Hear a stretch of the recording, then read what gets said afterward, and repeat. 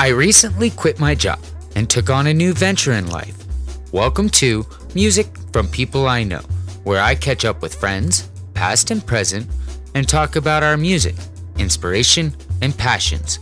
With a 15-year professional career in the music industry, I have met a lot of cool and interesting people. I'm here to share our stories. All right, everybody, welcome to Music from People I Know. Today, my guest is Brock McLeod.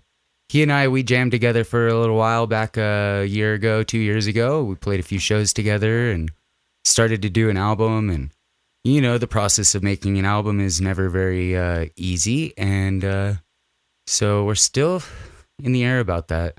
But yeah, we're here to have a great day on the mic with you guys. Feel free to give us a call. The number for the show is 818-532-9798. All right. So we're going to start off with this segment. The passion. That's pretty tight. You like that, huh? So I do like that. That's all right. So as the segment is called the passion, what is the passion? Like where does it come from? What do you think about when you're writing a song? Where do you go? Do you have to go to a specific place? I don't know. It's different every time. Sometimes, songs come to you out of nowhere and they're perfect and you're just riding down the road and all of a sudden it all falls into place and it's beautiful and you go home and write it out, play it, and it's just fine. Sometimes you beat your head over it for 2 or 3 weeks, months, maybe even years, and it never comes together. And I guess the passion is not giving up in the quest to make good music. So do you find that it's like a battleground out there trying to write this music? I think so. It kind of is, because you can get defeated, and 1 or 2 good songs, they'll pick you right back up and get you fighting again. And it's funny how it works, It's the same with life, but music transpires and it'll pick you up or it'll bring you down. It's all in what you make of it. So, like, when you're sitting there, I know one of the songs you wrote that we'll be playing here shortly is "I Am," and the background on that song is kind of cool. I like the idea of how you came up with the song on that. Can you tell us a little bit about how that came to be? I could, but then I'd probably have to kill you some. Well, that doesn't sound very pleasant. No. So that song, that's one of those that, it did kind of just flow and roll right out, and it didn't take that long. I think I actually wrote the song in about a day. I was down in Florida. I was hanging out with some shamans, and we did an ascension ceremony, and kind of came to me during that, and the song just kind of built itself. It was really,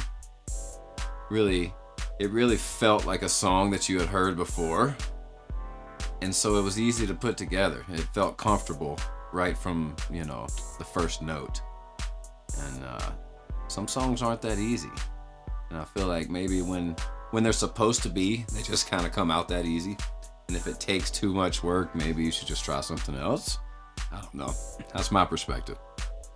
Yeah, that kind of makes sense. Yeah. I like the idea that you were spiritually awakened at that moment, and it comes out in like the way that the song comes together, I think. So when you were writing it, were you thinking of adding all this stuff, and did you have like a grand orchestration? Is there like some sort of madness going on up in the cranium that we don't know? Well, yeah, every song I ever write, it's funny because I'm not a very great musician. I can barely sing, so I'm just trying to suck out here, trying not to suck. Forgive me. And when you're trying to put these things together, I always hear a full band, like a full orchestra. You know, I hear everything. I hear the drums, I hear the bass, I hear the lead guitar, I hear backup singers, I hear instruments that haven't even been invented yet. and it sounds great in my mind. And then I try to play it and I can just barely get it across on the guitar.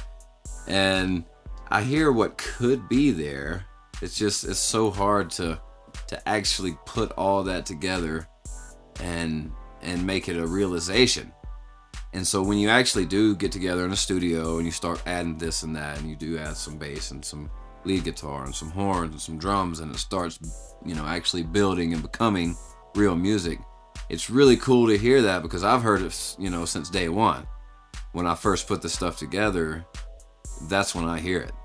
I hear, you know, I see myself on stage in front of, you know, a ton of people already.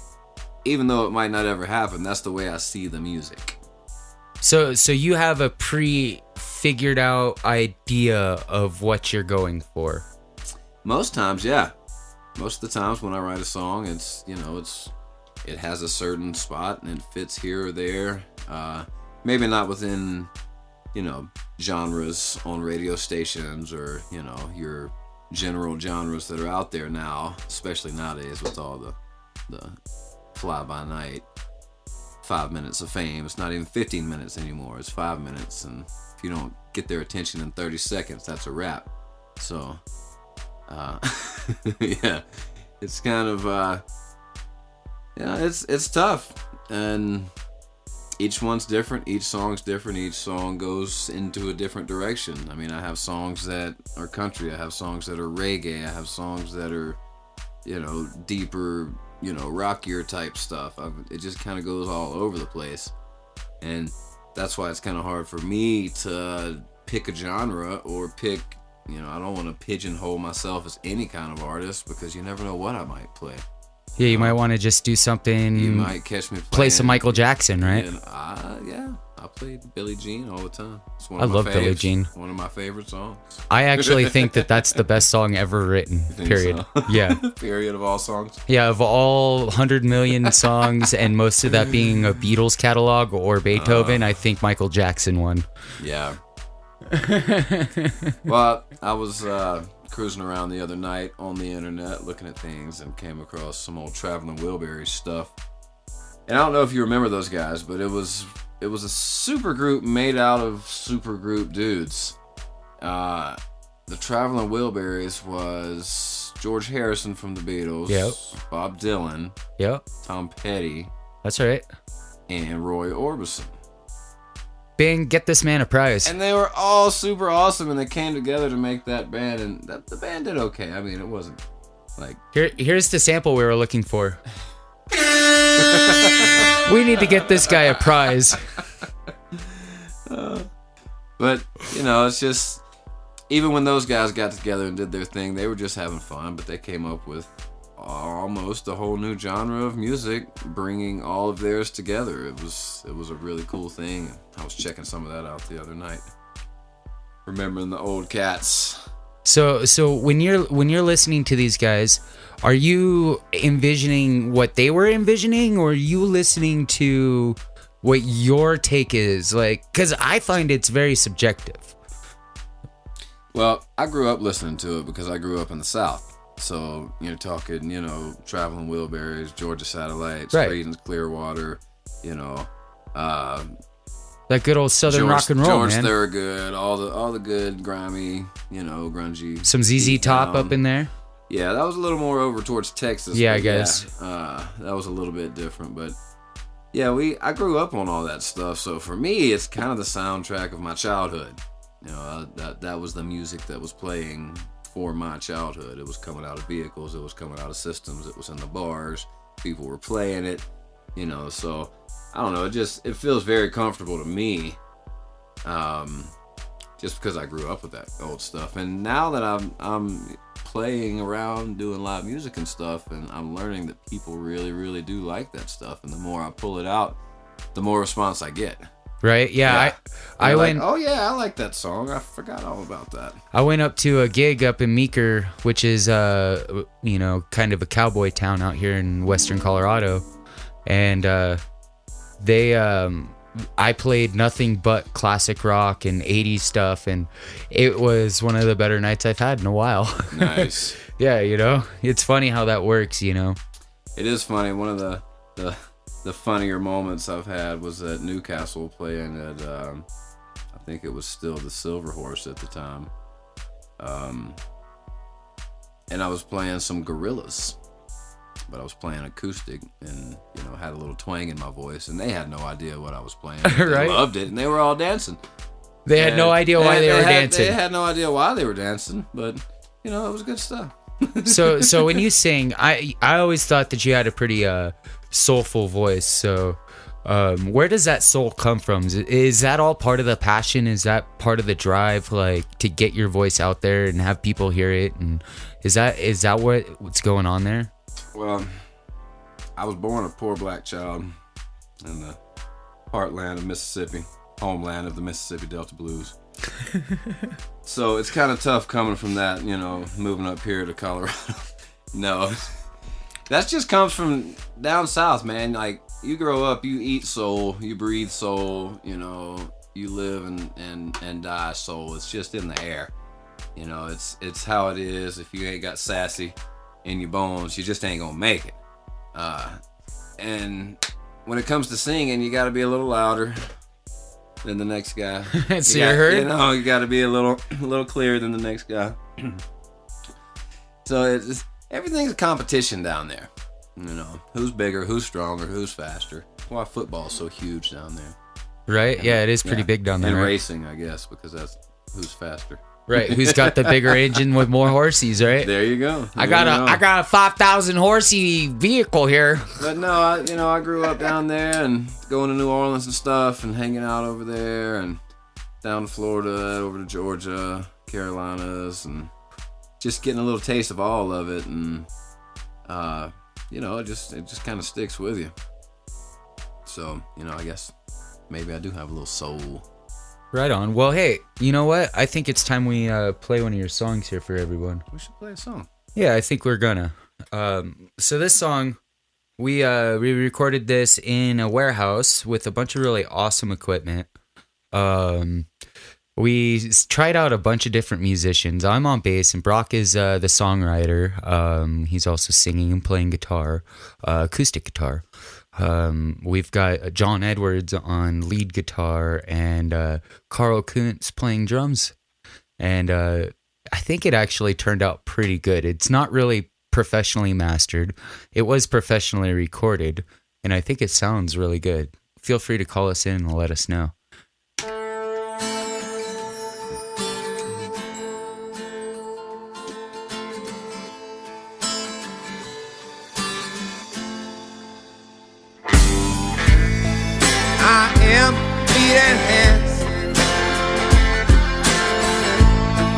It's all part of the plan. Who do I see in my dreams?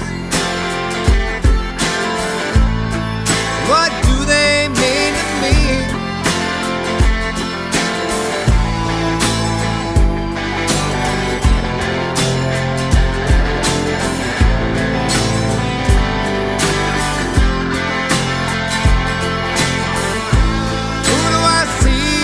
My dreams, and what do they mean to me? What do they say when they speak? Who do I see in my dreams?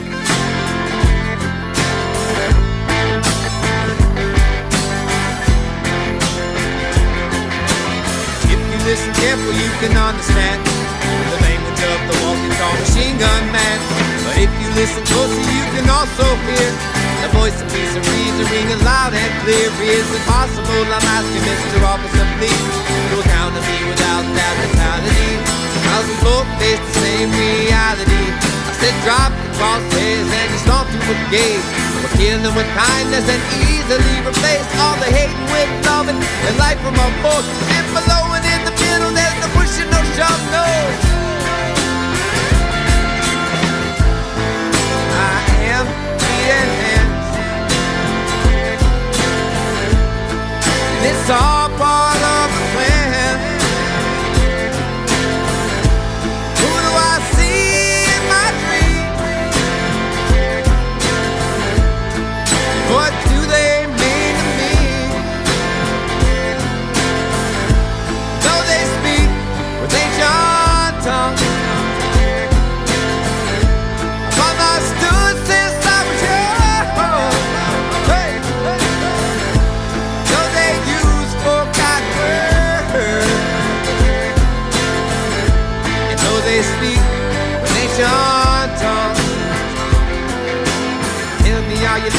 Are you listening? 'Cause if you close your mind, you're guaranteed to listen. It's about time for us to go fishing with some loving on the line and see what we can bring in. Tired of liars and all of the hating. It's best to tread lightly when you're walking for free. Keep time in your mind with your hands and your feet. Just music to you, but it's medicine to me. And if you put your ones up and move to the beat, one people, one love, and one unity. Said I build it for you if you build it for me. I build it for you if you build it for me. Yeah. I am feet and hands, and it's all part of the plan. Who do I see in my dreams? What do they mean to me? And though they speak St. John tongue, I've understood since I was young. Though they use forgotten words, though they speak St. John tongue. Tell me, are you listening? Are you listening? Tell me, are you listening? Are you listening? Whoa, whoa, whoa. Tell me, are you listening? Are you listening? Whoa. Tell me, are you listening? Are you listening? Whoa, whoa, whoa. Tell me, are you listening? Are you listening? Whoa. Tell me, are you listening? Are you listening? Whoa, whoa, whoa.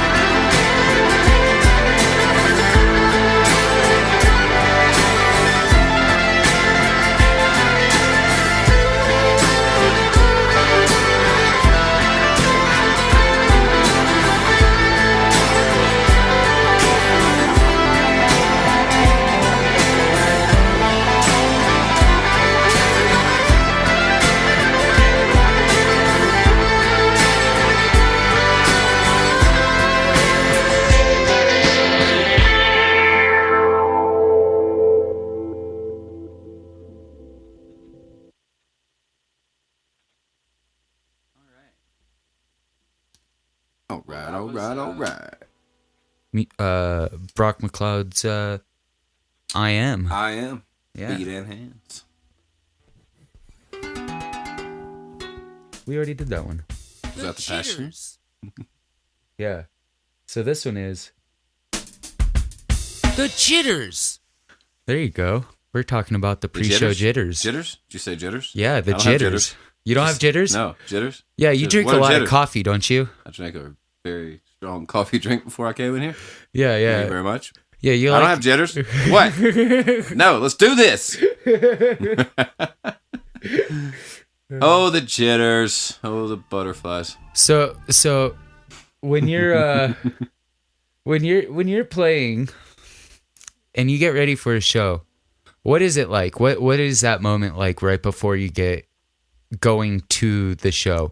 Do you get that pre-show jitter, like that angsty, I'm ready to go, like do you get anxious at all, or what's it like?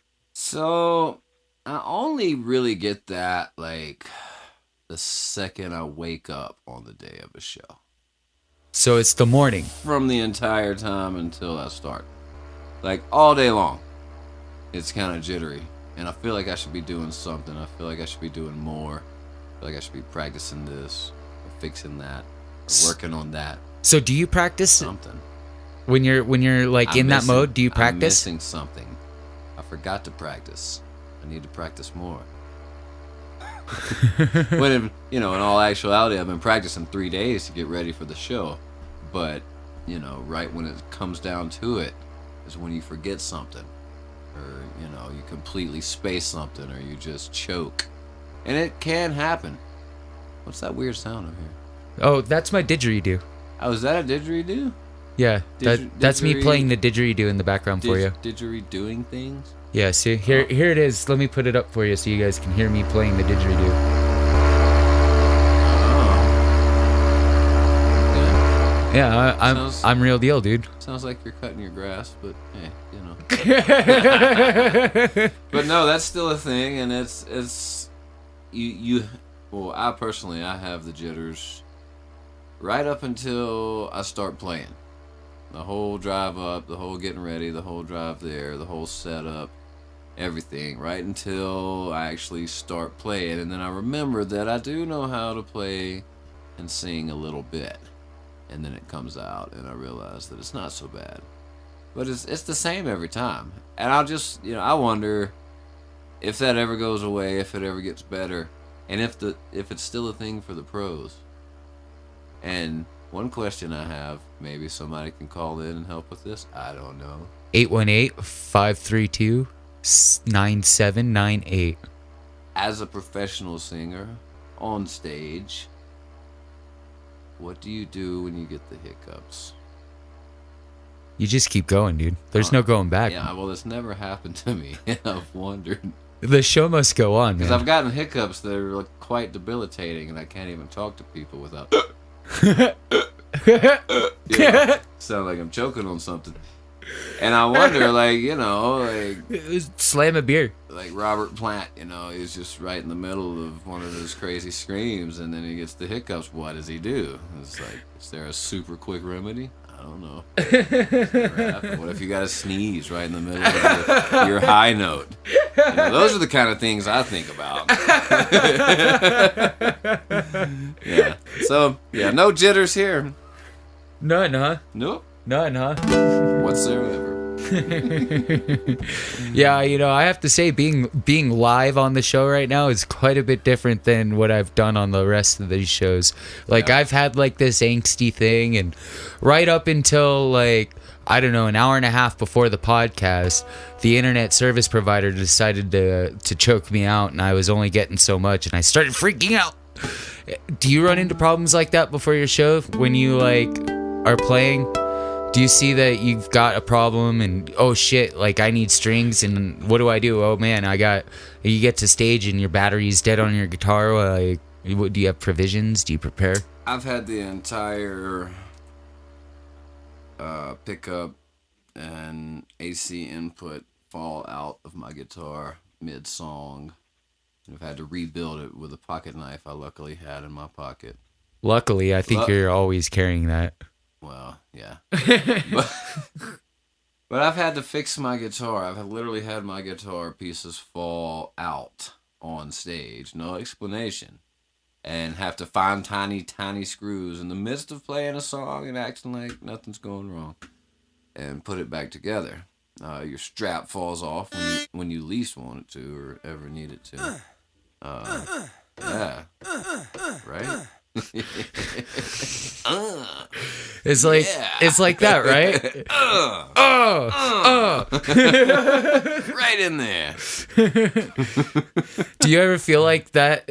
Somebody's just trying to make it so you can't get this show. There's some guy named whatever that guy Murphy's name is, and he's running around. Is it like a garden gnome? I have garden gnomes, bro. Usually, to be honest, only when I involve other people.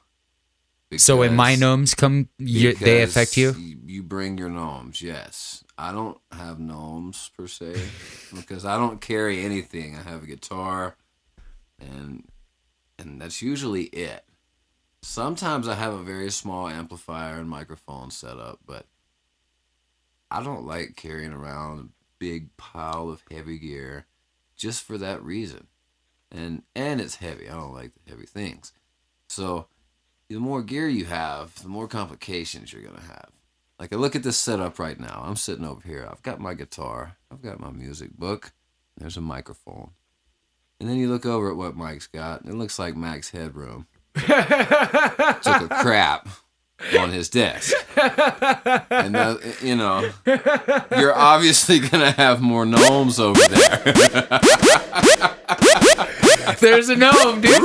He's running across the board. That sounds like an underpants gnome. Holy smokes. Oh, man.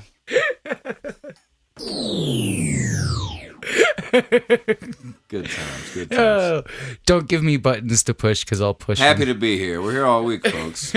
Yeah, so if Tip you want to your call in and waitresses. ask a question, you're welcome to. It's 818-532-9798. You could also hit either of us on Facebook, and we'll answer your question. So back to like the jitters, man. So after the show, what is it like, dude? Is there something going through your head, or do you criticize yourself, or do you just, is it done and you're just like, time to move on? You know, what are the thoughts that are going on there? After the show, it's usually good to talk to the people, kind of fill out the crowd, see what impact you've had, see which songs people liked, did it move them any certain way, they were dancing, they were not dancing, they hated the song, they think you sucked.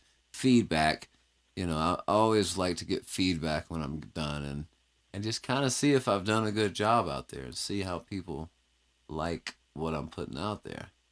And then usually, if it's good. Now, I have had some times where, people told me I should not quit my day job. I should stick to this or that and not be doing what I'm doing because it ain't working. And you just kind of have to take the bad with the good. And, a little criticism never killed anybody.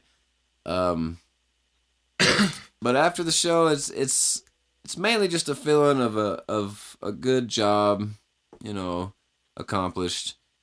And the fact that you reach out and touch people with music. They'll after the show they'll come up and tell you, oh, this song reminded me of this or that, or this was my favorite song growing up, or and honestly, one of the coolest moments I ever had, I was playing down at Juicy Lucy's Steakhouse in Glenwood, and there's this old guy in the corner, and he was a huge fella. Him and his wife were eating. I was playing a lunch show, and I did All Along the Watchtower, which was originally a Bob Dylan song, but Jimi Hendrix made it famous. And when I got done, I was going to take a break, and the lady came over, and she told me that her husband, who was over in the corner, had actually been at Woodstock and saw Jimi Hendrix play that song, and he was over there in tears because of the way I did it and the way I brought it across in a totally different way with an acoustic guitar. And he was just blown away by it. And to see this guy, he was huge, he was giant, he looked like a mountain of a man. And then up there on his little top of his super fancy hat, you could see he had a little tiny tie-dyed headband. And there I knew I could see it. His freak flag was flying right on top. I believed it. He probably was there, and he did see Jimi Hendrix. And that moment right there was like, whoa, that guy saw that song probably performed the best it's ever been performed on the planet. And he dug the way I did it. That was better than all the money in the world. That's pretty cool. So how do you respond to that? You just tell him thanks. And what I usually tell him is, I'm just trying not to suck. Right. I do know you say that quite a bit. We're trying not to suck around here. And I'm trying not to suck either.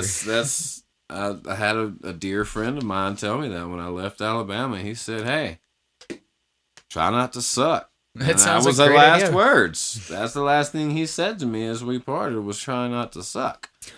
And I've been trying not to ever since. That is great. Yeah, really. Try not to suck. That's Try not to suck and tighten up every chance you get. That was my dad's motto. Yeah, I never really understood it until I got a little older. It just means that do a little better every chance you get. To me, it seems like get your ass up and go to work and rake the yard. My ex-wife's feed the dog. stepdad used to say, don't be an idiot if you can help it. There you go. The Vault. So for this segment right now, I'm gonna ask you to play a song for us. I want you to pull it out from the deepest, oldest songbook that you've got. I want it to be the most fucking original, like, this is my first song. I want to know that this is your first song. It's coming from the vault. From the vault. This song is called Lucky. And, you know, it's funny, you open the vault on this song. We were just speaking of things that the old folks used to say, and this whole song it evolved around one of the things my dad used to tell me. You know, as we were kids growing up, we sometimes would get to stay up a little later than we probably should have been. We'd get to hang out in some situations that probably shouldn't be kids around. And every now and then he'd look over and realize I was still hanging out, and he'd tell me, "Hey, look, we ain't mad at you. You're just lucky to be in on this." Which meant sit down, shut up, and don't be offended because nobody's paying attention to you. You're just lucky that you're here. And so this song is called Lucky.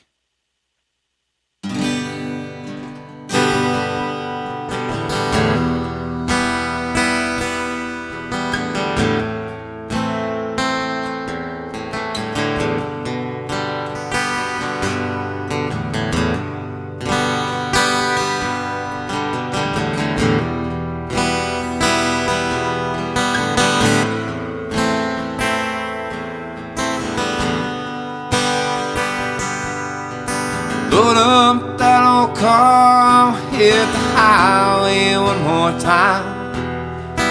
We don't need half of this shit where we're going. We'll chase all our dreams and live in a yellow submarines. We'll rest down where the milk and honey's flowing.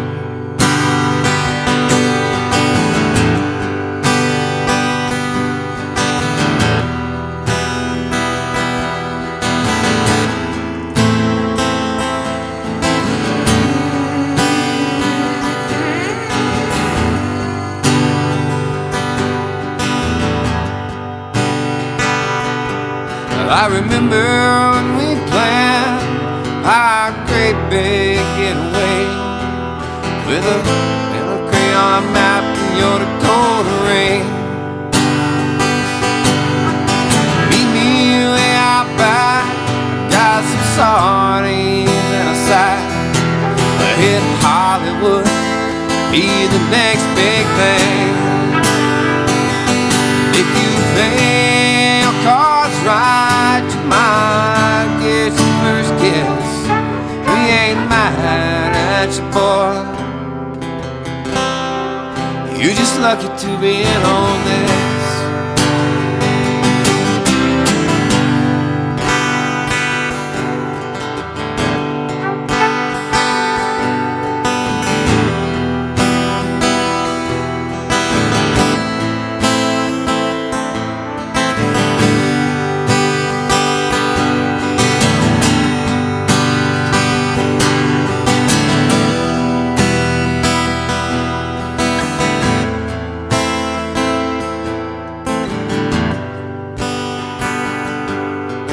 Many time upon many night, you could hear them play until the break of light. They pass a jar and sing a song. Old Pappy played the fiddle till the strings burned off, and Moses chimed in blowing sweet and soft. And when it hit you right, had to sing along. And if you play your cards right, you might get your first kiss. We ain't mad at you, boy. You just lucky to be in on this. If you play your cards right, you might get your first kiss. We ain't mad at you, boy. You just lucky to be in on this.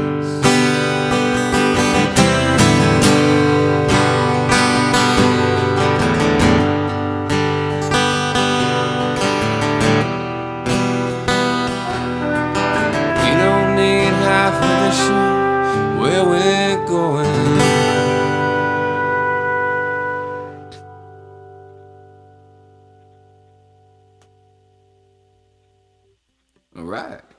Yeah, well, I hope I didn't ruin your song. I thought that was a killer moment to just like pick up and jam. I haven't jammed with you in a while.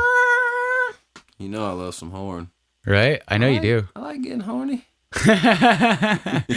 So right there, like I was watching you jam and I'm like, man, I hear something there. I'm like, Right? I need to play. So I picked up the horn. I don't know if we've ever played that song. We I don't know never if have. I've ever heard that or not. I've never heard that one. And that's your first song, huh? That's the very first one I wrote. So you said you were allowed to stay up late. Oh Lord. And it was like one of those lucky moments, right? Yeah. So what was it like when you were a kid? Like was it strict? Were you like a latchkey or, I was a little bit of a latchkey, but not really. My dad was around, but he was in the office working, so he really wasn't around. I don't know. It was pretty wild. It was pretty wild growing up. Mobile, Alabama. Didn't you ride a horse to school one day? Oh yeah, I rode my horse to school one time. Yeah, what was that like? Not that it was a normal thing to do, or it was not, commonplace at all. But it did happen. No, growing up down south was wild. It was you learn how to be an outlaw and you learn how to be good at it, and that's what separated you from the rest of the world. Was how badass you were, how fast you were, how good can you hunt, how good can you fish. Everything's a competition, and if you don't get to the table and get what's yours, you might starve to death, type situation. It's kind of rough coming up down there, but there was a lot of freedom that came along with it. You were able to do other things. You were able to stay out late, stay up late. You were able to go different places, I did ride my horse to school in the 2nd grade. We lived in the city, but, to me, Bart Simpson was my hero, and he did what the hell he wanted to. And, they dealt with it later, and it was usually funny. So that's the kind of life I lived. I did what I thought was necessary to have a good time, and I got in tons of trouble for it growing up. Were you the kid in the principal's office all the time? I was always in the office. They was always calling home, and I was getting my butt tore up left and right. But that, like I said, there was a certain freedom to that lifestyle, and you learn certain things that other people just don't. And then you grow up and you realize it's tough to be an outlaw, and sometimes you just gotta follow the rules. But it's good to come from that kind of place, and musically, I mean, outlaws have a lot of fun, and they like their music. And growing up around my house, there was pretty much a band on the back porch every other weekend. It was all about food, drinking, and playing music. And we had some really, really talented people. That song references a few of them. Pappy was an old man that would come and he would play the fiddle. And he literally would have to start his leg and get it going. And then he'd start playing that fiddle until the strings would literally start smoking. And then he'd dust flying everywhere. And he'd take a little break and he'd have a cigarette and a cold beer. And he'd start back up until, the strings burned off of that thing. Huh. And my Uncle Randy, we call him Moses, and he'd always play that harmonica, and he'd play it sweet and soft and so low where, there'd be 50 people out there, and it'd be a hell of a party, but everybody would shut the hell up and just be quiet, and you'd think you were at a funeral, just listening to that sweet harmonica playing about 2:30, 3 a.m. And, man, it just don't get no better than that, and you grow up around that kind of stuff. And as a kid, it's just like whatever. You go by and it's normal, It's no big deal. And now looking back, it was a huge deal. And if I'd have just paid a little bit of attention, I could have gone so much farther. I may have even actually learned how to play the guitar. So, when I think about what people will ask you, if there's one thing you can do if you go back, the one thing I would do is I would make it so I didn't start smoking cigarettes. I know now recently you quit smoking, and I have attempted to start quitting and have been on aggressive, like I'm going back to it situation. What was your trick? What did you do? Did you just buck down and just say, I don't know. fuck Give that? me a cigarette and I'll show you how I quit. Oh yeah. You want one of my cigarettes? Yeah, give me one. I'll show you how I quit. Yeah. I'm not gonna waste it. I just kind of quit. I mean, I've quit worse things. To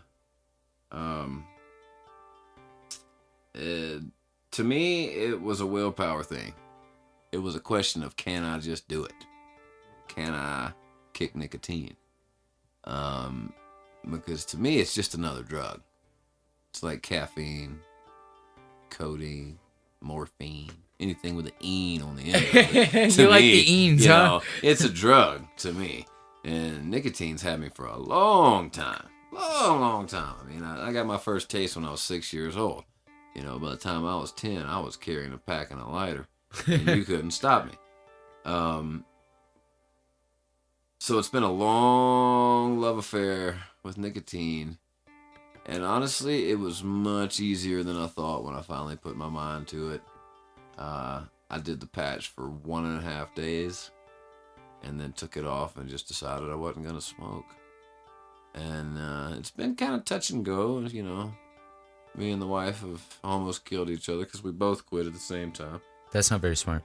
We almost killed each other a couple times, but it's a commitment we made, and, you know, it's we're both looking at 40 now, so we've had a long career of smoking. We've been professionals. We know how to do it. We've risen You've to gotten paid to smoke, huh? Yeah, we know how to smoke. We're pros.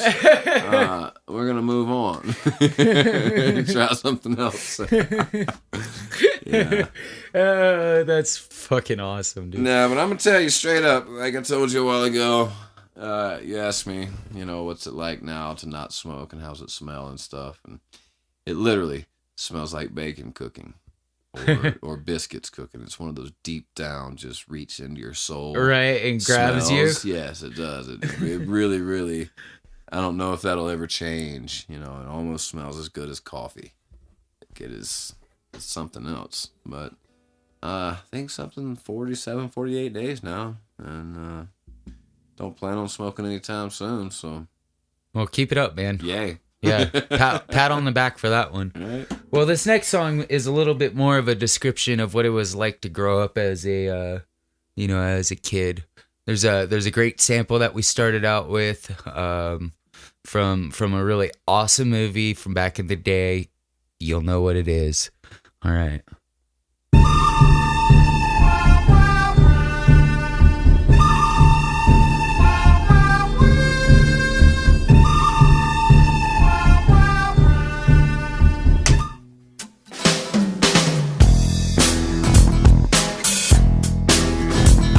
Ground running, no time for games, ain't putting up with shit cause I'm straight out the A. I'm a cowboy from outer space, chilling in the dust with that look on my face like wah, wah, wah. We can handle this shit at high noon, till then I'll be kicking back in my room cause I'm an outlaw. It runs in the blood, a bad attitude and a whiskey jug like wah, wah, wah. Nobody wants to be the bad guy, but I guess that's just my role. I hope they bury me in the valley where the coyotes can cry over my soul. And if you think I'm funny, like Looney Tunes, I'm like Wally on mushrooms with a catalog slap full of cool tricks, jumping off a cliff with dynamite sticks like I ride real slow, drifter style, hat dip down, tobacco smiling. I won't tolerate no rude behavior. Hell with the sheriff, you'll be hunting your savior like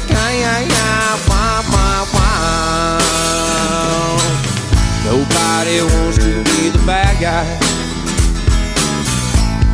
but I guess that's just my role. I hope they bury me in the valley where the coyotes can cry over my soul. Come on, y'all, hide on about it like dog and then for a fistful of dollars I'ma bring you in alive, but just barely cause you're worth more. Collect my stack and then I'm out the door like wah, wah, wah.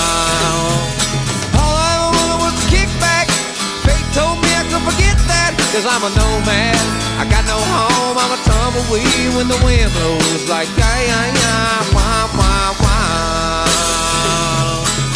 Nobody wants to be the bad guy, but I guess that's just my role. I hope they bury me in the valley where the coyotes can cry over my soul. Like the gambler said, know when to run. There was time enough to count when the dealing's done. And for a few dollars more, I'ma do it again. And the way I ride like a ghost in the wind, like wah, wah, wah. Like 10 bears, I speak the truth. There's iron in my words of life and death too. I'm like 10 bears, I speak the truth. There's iron in my words of life and death too. Like wah, wah, wah. So I was just telling Brock, you know, everything that it takes to make this happen. You know, he was saying earlier, if you looked over here, it's like crazy. I've got 2 computers, both doing different things, 2 tablets doing different things, 2 different controllers, 2 different mixers. I got microphones everywhere. It takes a lot to make this happen. So with that in mind, If you could add a freaking camera, we could see it. well, you know, I did have a camera, but that wasn't working out for me. I'm not a video guy. I'm an audio guy. Just messing with you, bro. I wish I can get the video to Just go. fucking with you, bro. It takes a lot of work. It's So- all a lot of work, man. You gotta do work though. Right? Well, I Yeah. ain't got no job. As I said, you know, I recently quit my Ain't job. got no job. You know? I ain't got nothing to do. It's Friday night. Well, it's time to do a podcast. So you got to direct this shit, put it together, and, That's it. you know. Ain't nobody else gonna do it for you. So Brock, Oh shit. that's not the one I was looking for. This one is. So I want you You to want me? to want me, and I need you. To need me? Yeah, that's Oh, it. shit. That's it. So give me the word as spoken by Brock. Great gosh almighty. There I stood. Top of the mountain. I looked down. What did I see? I seen a whole bunch of people looking at me.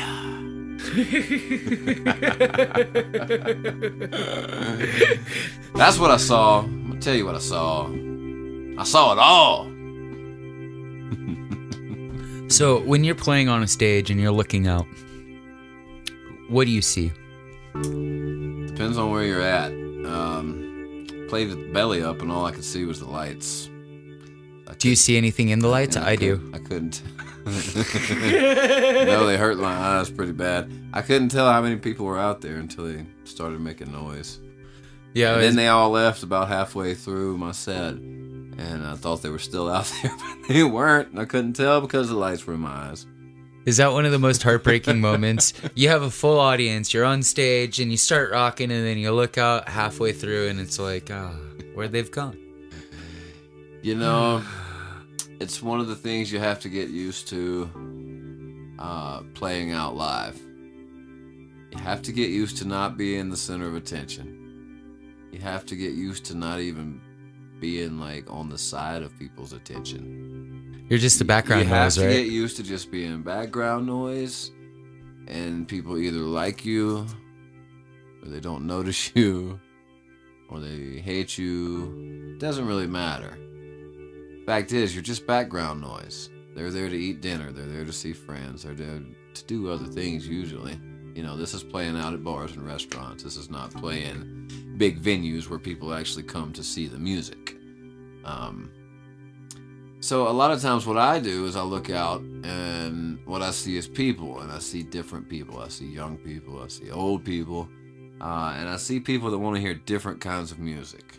So it's hard to just play, you know, one set of things, one type of things, I can play a few originals, I can play a few of these type songs, and go back to the 70s, I can do some blues type stuff, I can do some reggae-ish type things, but you have to pick and choose who you're playing for, and by the end of it, you want to have reached out and done a little something for everybody that's there, Right?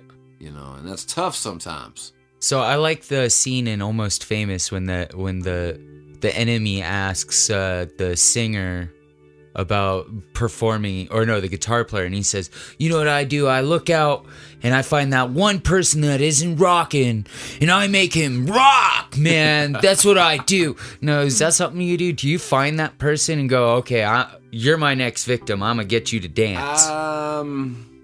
Sometimes you see a person and sometimes you know that they really want to have a good time, but they're just not feeling it yet, and they want that perfect song, that one song that they really like, and it's hard to find that sometimes. But sometimes you win. Sometimes you really win, and it's a really awesome feeling, and people really notice that, and they're usually pretty happy to throw money at you when that happens.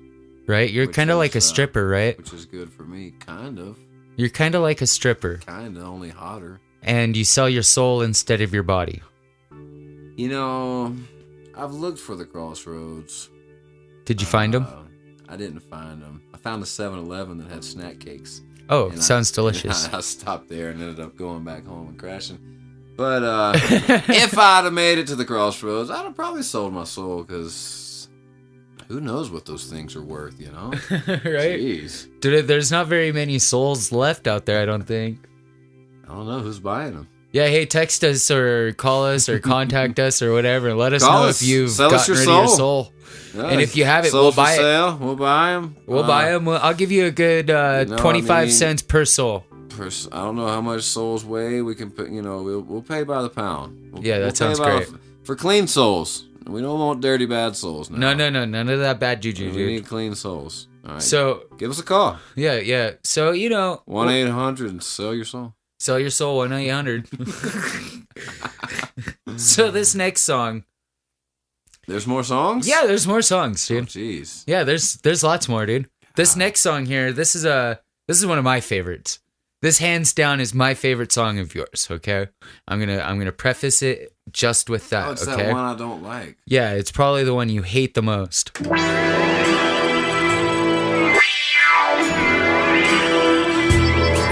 First time that I heard it run, thought I was just a little one, but I knew it was big for me.